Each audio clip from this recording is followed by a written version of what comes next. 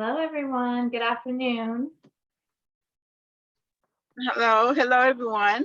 How you guys Hi. doing? Good. How are you? I am great. Of course, I'm in my car. That's Hold tight. okay. Hold As your long as cat. everyone's safe. Yeah. Okay, I'm going to give about one more minute for other folks to hop on, and then we will get started. Okay, I'm gonna mute myself. Happy to see all our parent advisory committee members on the call. I know. I love it. Give a little shout out. Hey, everybody. Hello.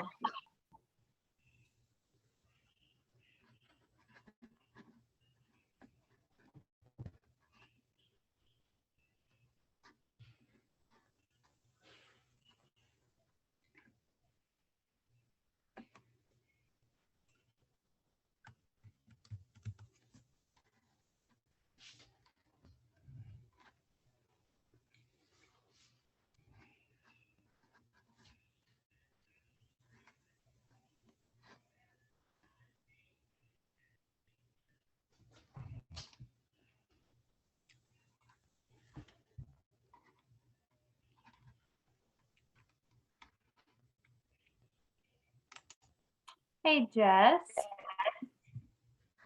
It's not letting me share my screen. It says host disabled participant screen sharing. Oh, technology. No problem. Let me switch it back. When will I Hi, learn? everyone. Yes. Just a second. There you go. Okay. Thank you. We will go ahead and get started. It's nice to see everyone, and thank you for taking time out of your day to spend with us. I know a lot of folks are busy and travel is ramping up, so we kind of figured that this meeting would be a little bit lighter with participants, but we actually have a lot of people on the call, which is really great. Our agenda for today is going to look a little bit different than our normal collaborative meetings, just because instead of having a few different guest speakers or spotlighting different agencies that are doing really great work focused on PN3, we are going to give each of our lead organizations some time to give updates on their policy priorities and what we're working on as we get even closer to the 88th legislative session here in Texas. And we'll also offer up some ways for folks to get involved. So if you are feeling so inclined to get a little bit more involved in advocacy and give some feedback on our policy priorities, we will have an opportunity for folks to do that. So I'm going to go ahead and share my screen and we can get started.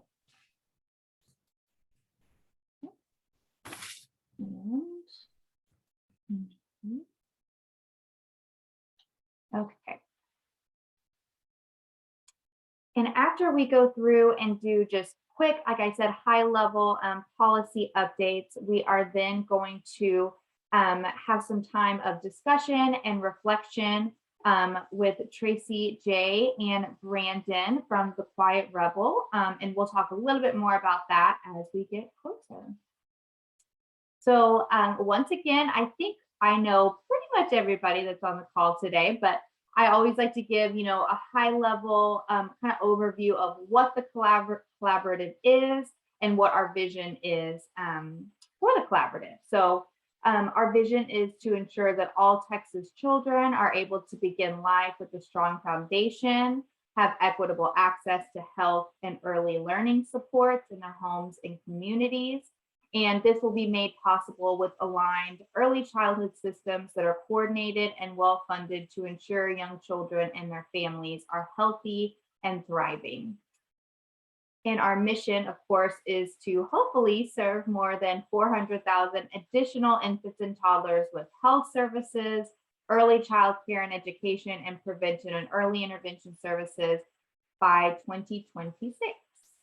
And just, again, super high level of our goals here, but our three policy bucket areas are to ensure access to prenatal and postpartum health services, ensure universal screening and successful connection to prevention and early intervention services, and ensure high quality early child care and education.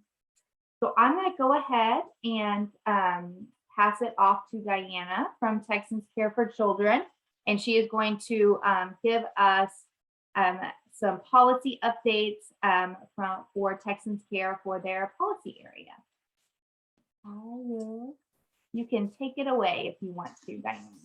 Thanks, Brittany. And this probably should have been updates on 6-month postpartum coverage. I'm sorry about that. I was just being overly optimistic for you. Yeah. So last session, our legislature did pass funding to extend Medicaid postpartum benefits from 60 days after birth up to 6 months after birth. And HHSC is working on implementing this legislation still. I just wanted to give a little update. There was a House Human Services hearing on this on May 5th. And the state public comments were due to the agency by May 9th. And we sent out a template of comments to a bunch of maternal health champions. And I think a lot of people submitted comments to the state on that. So thank you if you were one of those that did that. And then on June 9th, HHSC had a public hearing on the waiver amendment where they took additional comments. They have submitted the waiver amendment to CMS, which is the Centers for Medicare and Medicaid. And it's going through the federal comment period, which is open until July 10th. We will be in touch soon to get some groups to submit comments directly to CMS during that time period. And just HHSC is asking CMS for an implementation date of September 2022. So assuming that gets approved, that's their goal for having that benefit in action. And then unwinding of the public health emergency. So since COVID started back in March of 2020, and we've been in a public health emergency. And what that essentially means is anybody that was on Medicaid is still on Medicaid. They haven't been kicked off. They haven't been asked to verify eligibility. And anybody that has come on Medicaid during that time period is still on Medicaid. And so the unwinding of the public health emergency is when the federal government says, hey, this is the end of the public health emergency. And so every state at that point is going to have to go back through and verify eligibility for everybody on Medicaid. And in Texas, we have about 5 million members currently enrolled in Medicaid. So it's a huge task. Our agency is preparing for it. They have a communications plan that they have put out and a toolkit.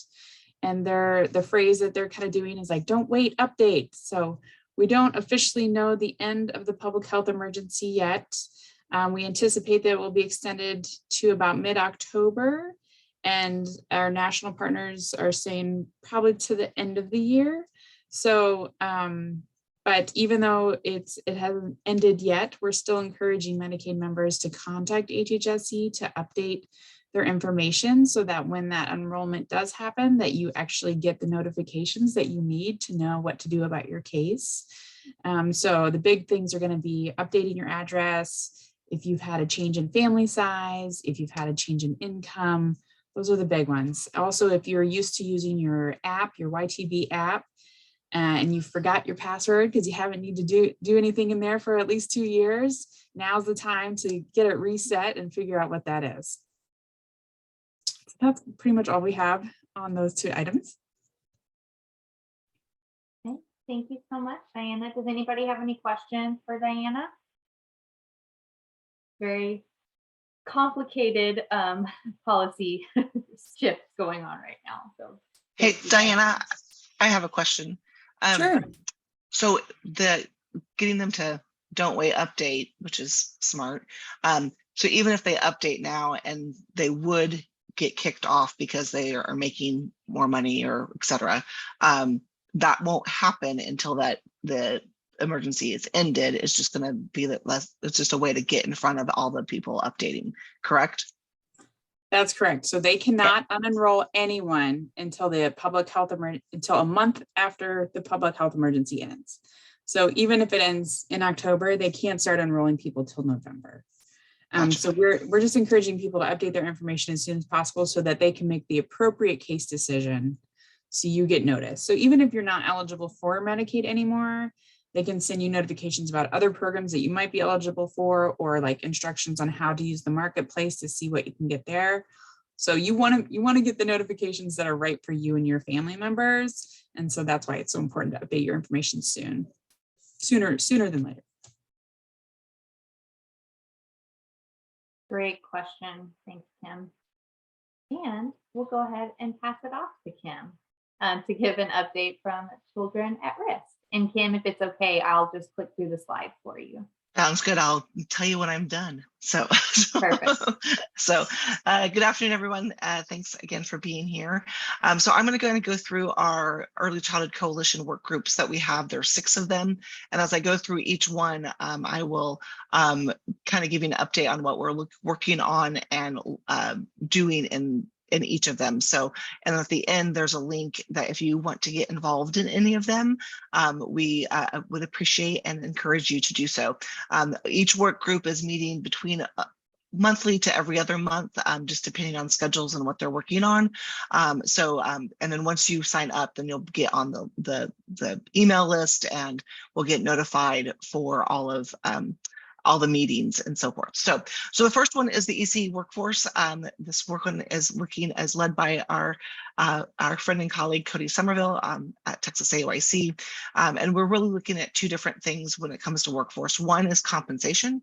How do we continue to push and improve our compensation for our early childhood workforce, knowing the staffing crisis that we're all in, and our childcare providers are right there with us with that staffing crisis. So, and then the other one is articulation. And articulation is that agreement between 2-year and 4-year universities that as our early childhood workforce goes back to school, what they take in a 2-year program then articulates to the 4-year program. That seems pretty easy, but it's not. The higher ed institutions are complicated, and they all have their own ways of doing things. And the hiring governing board is some entity we're still trying to figure out and work in. So those are the things that we're trying to do. So looking at compensation for the workforce and how do we fund that, and what does that mean for our workforce? Is that and then the second one is the articulation, and how do we make it easier so when a teacher decides to go back to school, that we try to reduce as many barriers as possible and make it affordable as possible. So that's what this workforce is working on. The next one is quality improvement. So we have Melanie Rubin, Stephanie Whitehurst, and Stephen Dow are leading this group. And they're looking at how do we continue to improve quality. We know with the passage of HB 2607, which is the bill that was passed last legislative session that made TRS mandatory for all childcare providers that accept childcare subsidy. Their TWC is in the process of getting those rules out. We're hoping that those will be out in August. The draft rules were out earlier this spring. We made public comment, and now we are waiting for the final decisions of those. But as that gets rolled out, what other things can we think about, and where are those, where's the system working well, and where can that be improved? So Melanie and Stephanie and Stephen are leading that conversation in that piece. The next one is so we have 2 business sustainability work groups. One's on shared services and the one's on partner mixed delivery models, which I'll get to in a second. But the first one's shared services. This is led by Larissa Wilkerson and then Naomi Fletcher, who's a staffer here at Children at Risk. And this work started last fall. Since then, TWC has released an RFP asking for shared services hubs. We're in the process of awaiting all those who were awarded. And then this work group will really get back going, again, trying to figure out what works with the shared services throughout the state, and how can we continue to improve that system as we build that out. We're super excited about the investment TWC is making in shared services. And so we're all anxious to get that ball rolling and seeing the good work that can happen in various communities across the state. The second piece of the business sustainability is the mixed delivery model. So you can switch, Brittany, to the next one. And this one, the business sustainability had both of these entities together, and then we really decided we needed to divide them out. So we've made this a separate group. And Kate Huffman from Commit Partnership and Amity Halstead from Child Care Associates are leading this group. And it really started with that pre-K partnership. You'll hear that with our public school, that partnership between public schools and child care centers to hold to provide pre-K for 4-year-olds. And that's where it started. But as we really think about how we really develop a mixed delivery system as ISDs figure out this space for 4-year-olds, to make sure that we are being very mindful that we're not losing our infant and toddler care, and how do we really develop a mixed delivery system that parents have a good choice of where they want to send their children, no matter if it's public school, childcare, home-based, faith-based, Head Start, early Head Start, that we build a system in Texas that really supports all of those choices for families, knowing that each family is different and where their community is different. So that's where this work group is really looking at, and we're thinking about those things. As far as legislative agendas for next year, we're looking at how can we align that eligibility between pre-K and child care subsidy to be able to braid that funding easier and more efficiently for providers and for the school districts. So that's kind of one of those things that we're looking at for potential legislative as we think into the next session. What can we do there to make that system easier and more workable? Because if you've touched into the pre-K partnerships, you know they're not easy as well. So again, how can we make those a little bit more sustainable and easier for all of us to implement? The next one is family childcare. So Jerletha McDonald and Tamitha Blackman, both family childcare providers, are leading this group, and it's really thinking about all the issues that we talk about in early childhood and how do we make sure we have a family childcare focus, and are there specific things that they are needing that if in a general legislative push or ask doesn't necessarily capture. So we were trying to make sure that we use that family childcare lens when we're looking at all of our policies. So they kind of sprinkle into all of the different areas. And the last one, I think, is our childcare financing work group, which is led by Sarah Beret and Kathy McHorse. And this group is really getting at a couple different things. One is looking at our reimbursement rates, right? We are glad that TWC has increased those rates with additional funding that they've gotten from the CCDBG grant. But we also know that we're still setting those rates with a mixed, with a market rate survey. I almost said mixed delivery. I'm like, that's the wrong end, with the market rate surveys. But we know that's not necessarily given the most adequate level of reimbursement. We know there's issues with if your provider has a lower published rate than what she can really get reimbursed at, she's going to get reimbursed at the lower rate. So what can we do in that sense to really kind of fix that and make sure providers are, if she's a 4-star, she should be getting the highest reimbursement rate possible for her area. The other one is the big one, and the big elephant in the room is really trying to think about how do we start as a state investing in childcare as a state. We know we don't put any of our state funding into childcare. So, what would that look like if we, when we do at some point, what would we use that money for, and where would that go? Would that go to higher reimbursement rates to really have to be able to reimburse at a true cost of care, or would that go to serving more children, or a combination of both, and those type of things? So that's what this work group is really looking at and discussing and trying to think about what that ask is as we go into the next legislative session. I think the next slide is our link, and I'll drop it in the chat when I'm done talking. So if you are interested in any of those work groups, please join us. Like I said, we meet about every other monthly, depending on the work group.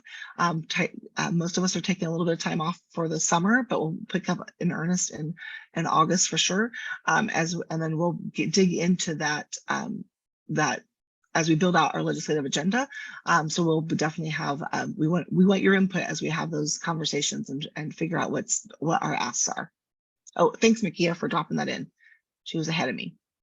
So that's it for me, Brittany. Thank you so much, Kim, and thank you for Makia for being so quick to put that link in the chat. Does anybody have any questions for Kim?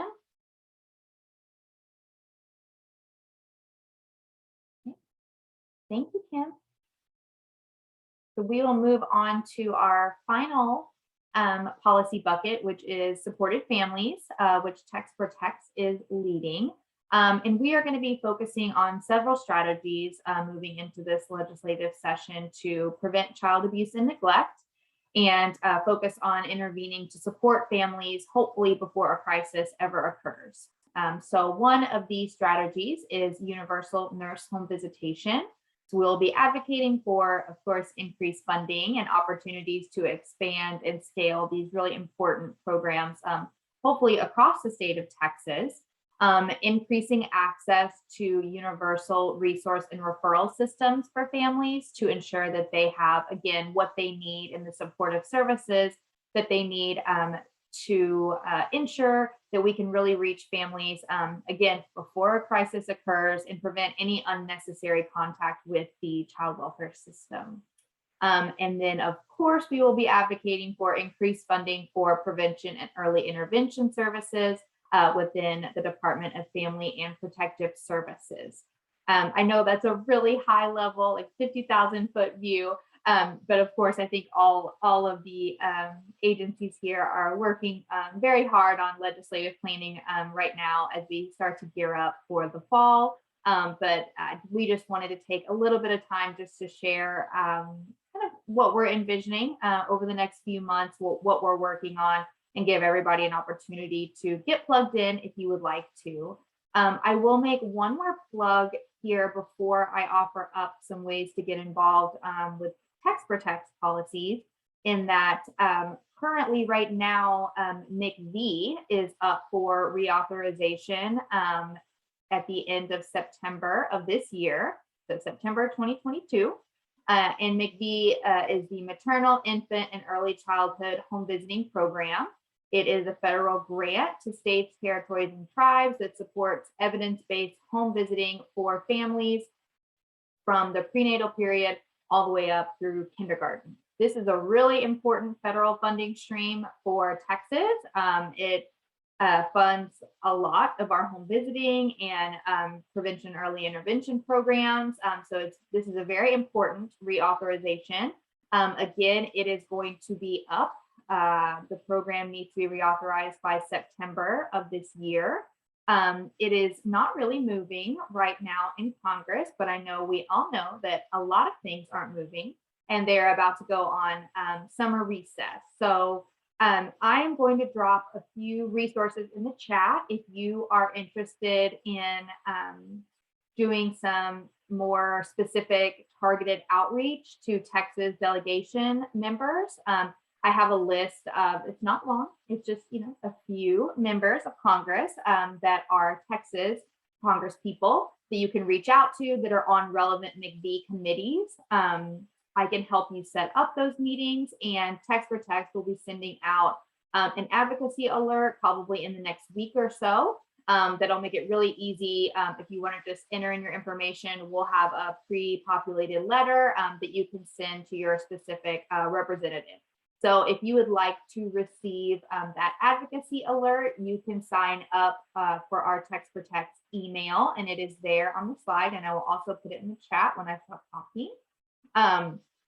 So be on the lookout for that, and I will also put in just some more targeted resources for MCV in the chat when I'm done talking as well, one pager, and then an advocacy toolkit. So if that's something you're passionate about and want more information, feel free to check out those links or email me, and we can set up a time to chat about that. But just wanted to make sure that was on everyone's radar because it is important to Texas. If you would like to get more involved with our Text Protects policies that we're working on leading up to next session, we have two opportunities for you to get involved. So we have a supported families policy work group, which is exactly like it sounds. And that meets monthly. We'll be starting back up again, probably in July or August. And then we also have the Texas Home Visiting Consortium that meets quarterly. And that's also another way that you can get involved and give feedback on our policy priorities moving into the next session. If you're interested in either of those work groups, feel free to email me, and my email is on the screen, and I will also put it in the chat when I am done talking. Does anybody have any questions before we kind of switch gears a little bit away from policy?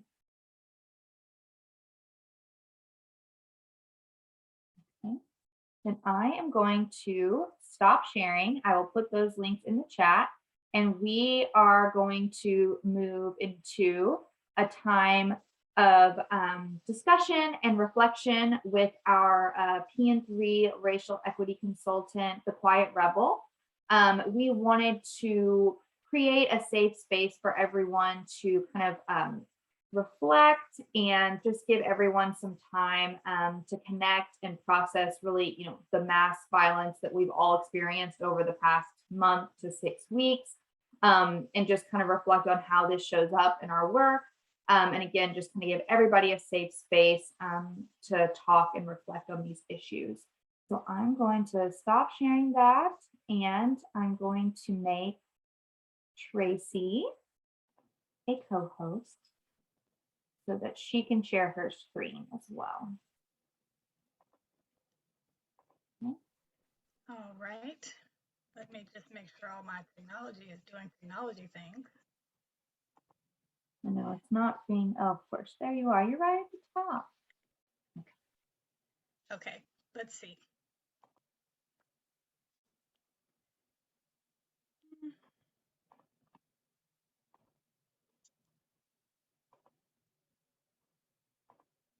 Okay. You're good. So, first, let me introduce myself because I haven't met everybody here. I'm Tracy J. My organization is the Quiet Rebel, and I am a racial equity coach and have been working with my colleague, Brandon Campbell of Brandon Campbell Communications, helping to navigate the racial equity space of the PN3 committee. So that's been really exciting for us. This quote on the screen, rarely if ever are any of us healed in isolation. Healing is an act of communion, is from Bell Hooks. And it is the quote I want to use to frame the conversation we're headed into. So often we get in a space where we are about the business of business, and we forget that we bring our humanity with us wherever we go.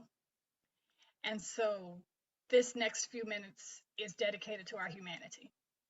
It is a few moments to be together in communion to discuss specifically Uvalde, the incident that happened in Uvalde, because we're in Texas, and that probably impacted us more personally than maybe other things, but also just wide-scale mass violence that has occurred in our country and seems to be continuing. So the way that this will work is that we will break into some smaller groups and share our responses to the first question on the screen, which I'll change in just a second. And then we'll come back together and process aloud. And then there's a second question and we'll repeat the process.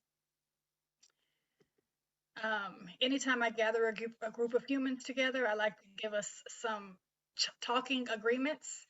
And so when we move into our small groups, the agreements that I'm asking us to hold is to love first always, and that is to listen with your heart, own your own biases, venture into unfamiliar territory, and expect the best. So the first question that we're asking you to consider is, how is the news of continuous mass violence impacting your personal interactions? I'll drop that question also in the chat, and we will spend about 6 minutes in a breakout of groups to maybe 5 or 6 people answering that question amongst ourselves.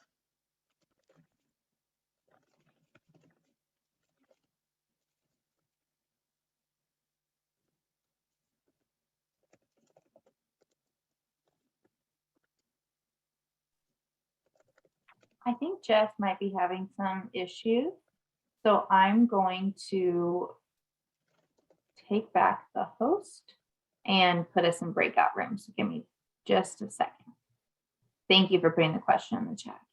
Yes.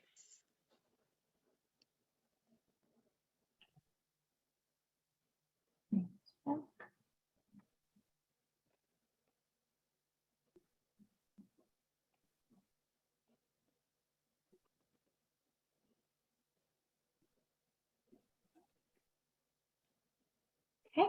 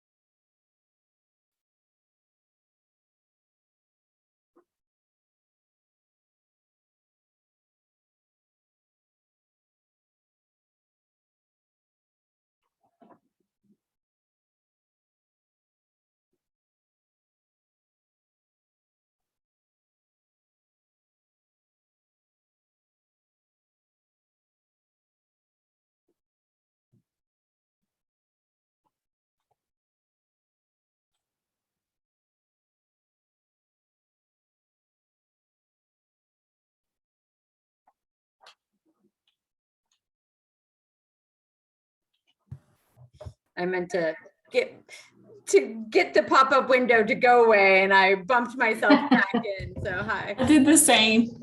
It's confusing. I almost don't like that it gives you the like countdown. Yeah, I hope. Yeah, Tiffany, I recognize you from the group. I hope people don't think I was being very ungracious. Bye. Like I that was in the was middle of sharing, and I kicked myself out mid-sentence. So I did the same thing, and I was like, oh no, I just walked out of my group. there should, maybe they'll add it via, oops, I didn't mean to do that button. Like, no, back in. I know they should have Right. like a take back button on that. Do you really want to leave the group? Are you sure? Okay. Like everybody's coming back now.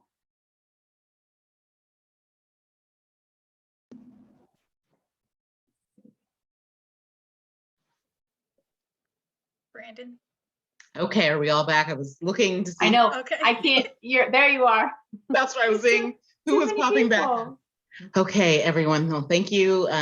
So I know that was not nearly enough time, but there was a lot of, I don't know what that was. Really deep reflection on the question in the group I was a part of.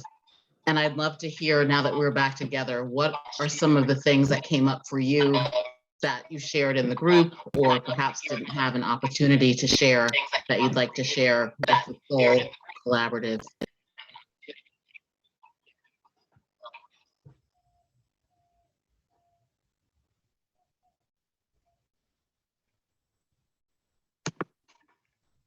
And we don't have to be formal. You don't have to raise your hand. You can just jump right in.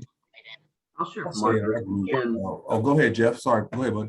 Yeah, Jen in our group had a really good insight about the fact that we all kind of echoed the sentiment that we didn't want to entertain these conversations. We've lost patience for folks who might talk about gun rights, and we mentioned, like, I live in the suburb where people are flying to come and take it flags, and this is the conversation they want to have today. And I'm not here for it. Like, I no longer will entertain that. I'm not going to engage with you. I'm too exhausted for that. But then she brought up that the struggle is that it makes addressing it and moving forward on it really difficult, because those of us who care the most about it maybe are the ones that are burned out and tired of talking about it. But we have to at some point, but I can't engage on it. Sure. Completely understandable that burnout is real. And as you mentioned, how do you balance taking care of yourself and thinking about how to continue in this critical work? What else came up for people? In our group, I noticed sort of an increased self-vigilance, like around protection, around making sure that our personal safety is taken into consideration wherever we are. There was sort of a theme in the responses in our group. Yeah, it's hard to think of how to not be more conscious of your movements and how that may impact safety or otherwise. One thing I'd love to share that I heard in the group I was a part of was Daryl shared that he really saw it as an opportunity to be more open and more loving and more vulnerable, because it's always been on the table, but more than ever. And our heartbreaks is on the table, and to use it as an impetus to show this has to be about love, and let's talk about it and love each other and get through this.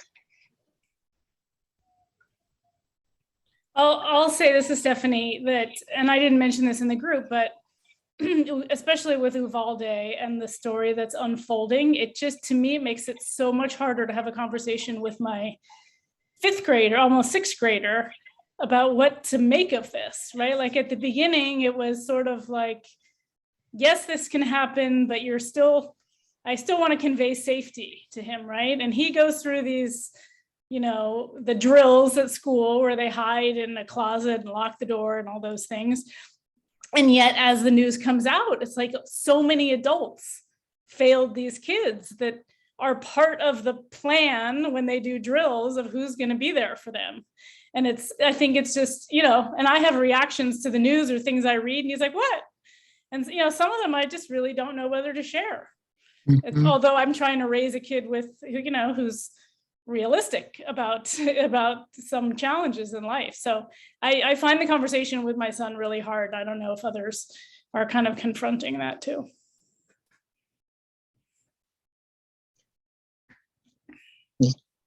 Thank you for sharing, Stephanie. And that's a really important and distinct reality of this situation is we're all having to almost evolve, and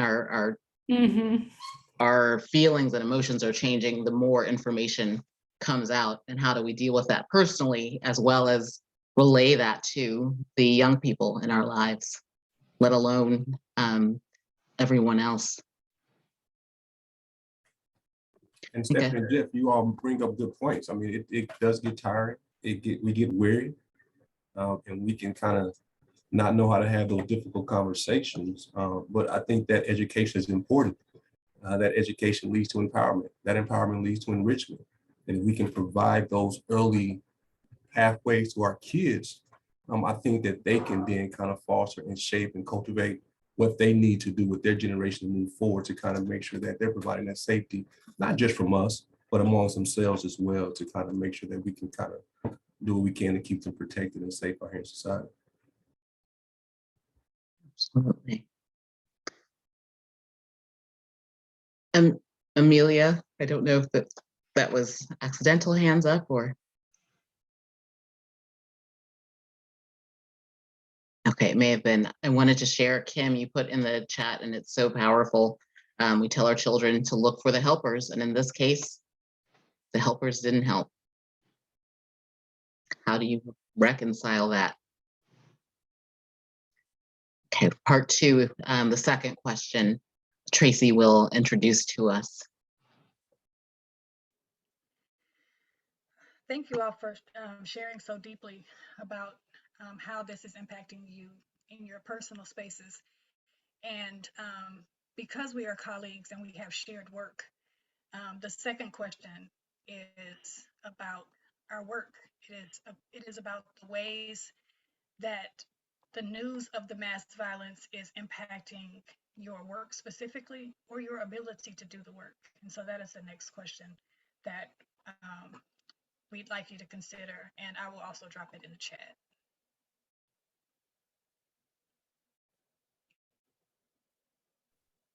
Okay, going to put us back into the rooms, and you'll have about 6 minutes.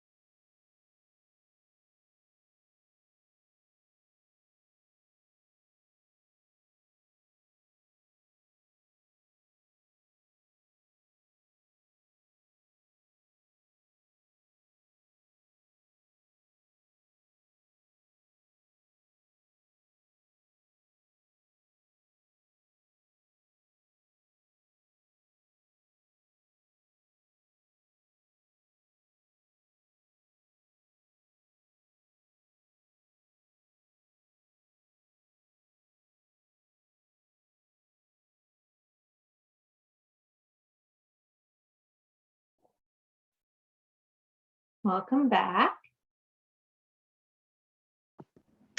Okay. Welcome back, everyone.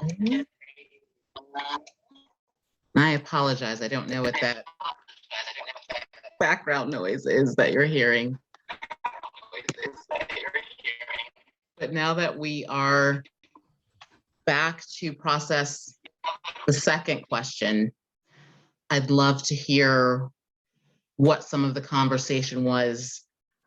We first looked at the impact personally, which obviously spills over into the professional, but looking specifically at how the events of the past several weeks and longer in our society have impacted your work. What comes up? What would folks like to share, or what came up in your group that you'd like to share to the larger collective?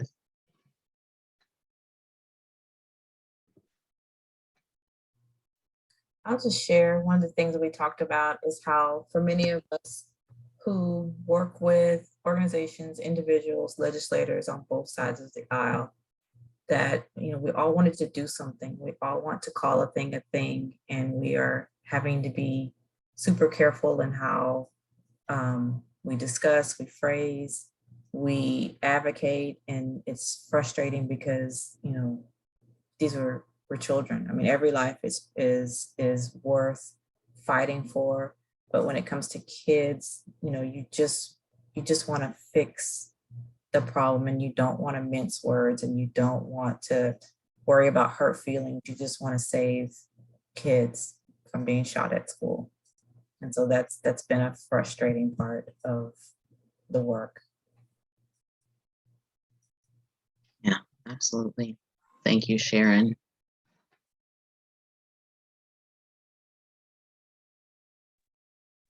Jump in. One of our group members kind of shared about how, you know, right now in their work in systems and developing systems and supports, that sometimes you just feel like, what do? We need to focus on mental health, or we need more of these supports. And I think, you know, right after the shooting happened, and having other work groups with meetings and meetings with other individuals, it just, in the professional perspective, it really reinvigorated the importance of the work that we're all doing, especially in the prevention and intervention, early intervention spaces, because you think about somewhere along the line, a person had to get to a point to be willing to harm children, and what could have been done along the way to wrap that person in supports and services, and that person's family in supports and services, so that they wouldn't grow into a broken person. And so in our work in early childhood, you know, all of us here, we're doing the work to build strong children so that they grow into strong adults instead of broken. And there's a quote by Frederick Douglass that it exemplifies everything. And it's been a quote that ever since the shooting that I've had in my head. And it's easier to build strong children than to fix broken men. And that is it. I think I carry that, you know, even more passionately as a parent. As a parent of 3 children, I'm trying to build little social justice advocates that are strong. And that is my passion and my calling as a parent. But as a professional, I want to build strong children and strong families. And so it breaks my heart that sometimes I don't feel like our state invests the way it should in our early intervention and prevention. But it still ignites my fire to keep doing the work. And you know, after the shooting happened, I was in a meeting with a bunch of great folks like you, and it was great to be in a space with people who are trying to do the same thing. And so I appreciate that also here. So, yeah. Thank you so much, Laura. And what a perfect invocation of, I think, what's certainly one of my favorite quotes, and such a powerful and pertinent quote for the work you all are doing and for the work that lies ahead. Thank you so much. And that theme of prevention and the importance of early childhood care and education came up in the group I was listening to. What all happened, what systems all failed to make this 18-year-old take this path. So it's terrifying to consider, but also shines a light on how important this is, which you all knew in the first place. Now it's time for others to pay some attention. What else came up for folks? We have a minute or so left. I'll echo Laura at the end there that I appreciate the workspace from my work colleagues, from everyone that's working directly, with me at Children at Risk, to all of you, to have a safe space to have these conversations when you can't not necessarily have these conversations with some of your family members. I feel very blessed that I have a community at work that I can have those conversations with, and not everyone can do that at work. Thank you, Kim. And I'm gonna pass it back to Tracy in a moment, but I wanted to comment on Casey's comment that was in the chat, just about not even realizing how much this was impacting you. And I wanted to draw that out because I imagine that's not the only person here today that has felt that, which is why I'm so glad all of you were so just so open in sharing with each other and with the group about what you've felt, what you've reflected on, and the work ahead. And even with that background noise, it sounds like a number of you have found some ways to move forward, to collaborate even more deeply to protect kids. Thank you all so much for for the space you gave today and for your strength and vulnerability. I want to echo Brandon's thanks. It is a joy to be able to create space for people to share the things that are in their hearts. And the folks on the Racial Equity Subcommittee know this about me, that I don't believe in doing this work without also taking self-care into consideration. And so I know that many of us need to go back to our work lives from here. Take a moment to get outside, get some fresh air. I know it's 1,000 degrees in Houston and Texas right now, but still get some fresh air. Look at something green, look at something that makes you smile, drink some water or whatever makes you happy. And the thing that I do for self-care is I blow bubbles. So there's some bubbles for y'all. That's a tool that I have found really helpful to just help move negative things out of my chest so they don't get stuck there. And I will pass it back to Brittany. Thank you so much to Tracy and Brandon. Just love spending time with you all, even when it's on really difficult subjects, because they do such a beautiful job of giving us a safe space to work through these difficult but important issues for us to talk about. And just want to say thank you to you all for, again, taking time out of your day and being so vulnerable and willing to share. We really appreciate it. Just a really quick few last minute items. I put a message in the chat that if you are interested in joining our racial equity subcommittee, and a quick plug for if you just love spending time with Tracy, Jay, and Brandon like we do, they are our fearless leaders for that group. So if you're interested in plugging in a little bit more and getting more actively involved in our equity work that we're doing for the Prenatal to 3 Collaborative, just shoot me an email and we can get you plugged in there. I also wanted to give a shout out to our several parents from our PN3 Parent Advisory Council that are on the call today. And they've been speaking up. It just makes me my heart very happy to see them here. And I'm just very appreciative for them taking time out of their day and sharing their experiences. And last thing, I will send a follow-up email soon with this recording and just links to anything that was dropped in the chat in different ways for folks to get plugged in and more involved if you would like to. And that's all that I have for today. So again, thank you guys so much and try to stay cool. See you guys soon. Thank you. Thanks again, everyone. Take care. Thank you.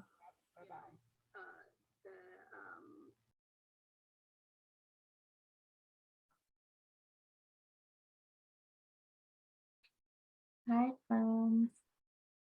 Hold on, let me stop recording. Hold, please. Nope.